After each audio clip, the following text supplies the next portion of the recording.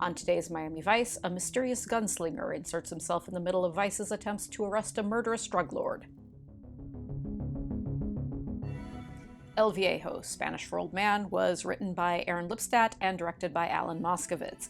It was originally slated to be the season 3 premiere, but ended up getting pushed down the schedule a bit. A detective from Broward Narcotics, played by Fritz Bronner, checks in with Vice before going undercover as a truck-driving drug mule to meet with a violent Bolivian drug lord named Mendez. At the meet, Mendez, who is played by notorious local Miami personality Anwar Zayden, immediately identifies Wilson as a cop and kills him. While Bon Jovi's Wanted, Dead or Alive plays, an undercover Crockett and Tubbs meet with Rickles, Mendez's distributor, who is played by a very young Steve Buscemi. Rickles escorts Crockett and Tubbs inside a closed museum to meet with Mendez, but they're interrupted by a security guard. Making the best of a bad situation, Crockett takes the guard hostage to prevent Mendez's goons from killing him outright. Mendez panics at the sight of the museum guard and orders his goons to open fire, killing the guard. Everyone scatters. One of the goons takes off with a suitcase containing 2 keys of Mendez's cocaine, but he drops it while fleeing the scene, and it gets picked up by a down-on-his-luck elderly man named Jake Pearson, who is played by iconic country music legend Willie Nelson. Pearson, who lives in a shabby room in a cheap hotel, hawks his vintage Colt Peacemakers for quick cash, then gets himself a posh room at a nice hotel where Mendez and his goons are staying.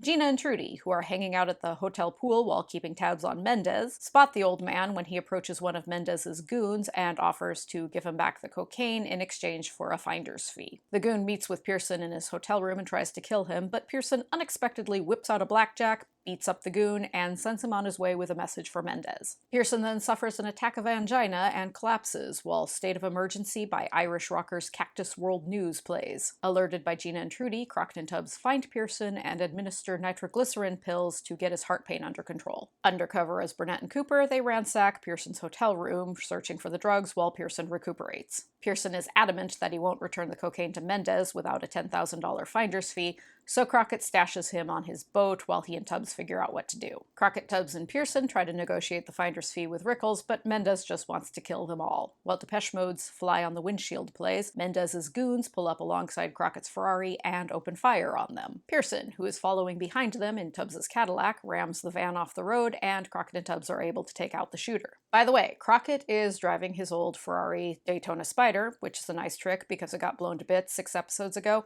Because, as I mentioned at the top of this episode, this was scheduled to air earlier in the season. Curious about Pearson's past, Crockett and Tubbs, plus Switek and Zito, search Pearson's hotel room and discover he was a former captain in the Texas Rangers. Pearson secretly arranges to meet with Mendez in a graveyard to get his finder's fee. He and Crockett engage in some male bonding on Crockett's boat, and then he knocks out Crockett to prevent him from following him to his meeting with Mendez. He leaves behind a badge belonging to his late partner in the Texas Rangers, who was the father of Vince Wilson, the narcotics officer killed by Mendez in the opening sequence. Pearson hasn't been interested in the finder's fee at all. He's just looking for payback. Mendez and his goons arrive at a cemetery on a foggy Miami night, intending to kill Pearson, but they walk into an ambush. Pearson takes out Mendez, Rickles, and various henchmen, but he's ultimately outgunned and outnumbered until Crockett steps into the fight. Pearson turns his gun on Crockett. Crockett says he's a cop. Pearson says he's known that all along, and then he dies of heart failure. This is a nice episode with good attention to detail. Crockett finds a kindred spirit in Pearson, which is mirrored in the opening sequence by Switek finding a kindred spirit in Vince Wilson, the undercover cop murdered by Mendez. Throughout the episode, Crockett feels significant guilt at his role in the death of the museum guard, which doesn't factor into the plot at all but is telegraphed in small, subtle ways, such as moments of inattention during a Vice briefing and quick concerned glances from Castillo. Pearson's crummy flophouse hotel is run by a concerned and compassionate manager played by Frank Rice, who seems to be a fully fleshed out character even though he's not given a character name other than hotel manager. All of these are good details that add a nice complexity. This attention to detail is this episode's great strength, and it's also its great weakness. The core story is unnecessarily cluttered.